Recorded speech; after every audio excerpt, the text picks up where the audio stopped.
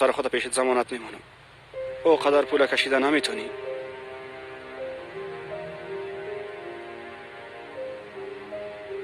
درست است، ما بعدا برات زنگ میزنم. اردا چرا این قسم میکنی؟ چرا به زنگم جواب نمیدی؟ زینب، ما قصد ندارم که تو را جگر خون بسازم، اما در این باره بعدا باز گپ میزنیم. درست است؟ تو خودت چه فکر میکنی؟ ما در تمام زندگیم هیچ وقت همراه کدام بچه دست به دست نگشتیم. اردا لطفا همراه ما این کارا نکن. تو همراه ما این قسم یک کاری کردن نمیتونی. زینب، حالا در قدر یک وضعیت سخت قرار دارم. این قدر مشکلات بزرگ و سخت دارم که هیچ وقت ندارم همراه تو وقت خود ضایع کنم. فهمیدی دختر؟ گوش کو، اما وعده است که بعدا همراهت گپ میزنم.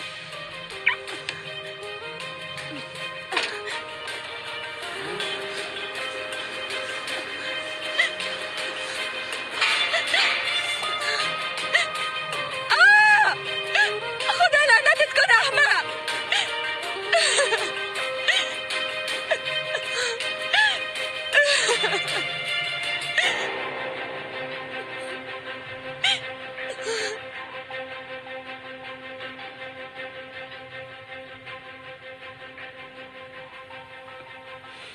کم مانده. با چی کم مانده؟ الیاس، گوشای تو قدر خوب کار میکنه؟ یا بعد از مریضی حس شنوایی قدر خوب شده ها؟ بس از دیگه خواهر، بس از. حداقل یک گپ راست خو برام بگوین.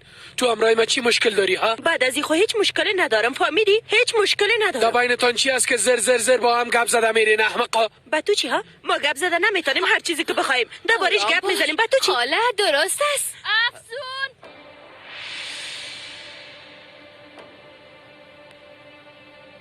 این خو صدای او زن شیشک است.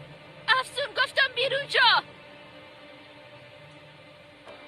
بیبی خاله، او احمق خب با مادرش خبر نداده. در قصهش نشو. اگه خبر بده چی میشه دیگه؟ چرا چیغ میزنی؟ از بچم باید دور باشه، فهمیده؟ از بچم دور باش دختر. ها، این موضوع است. موضوع چی؟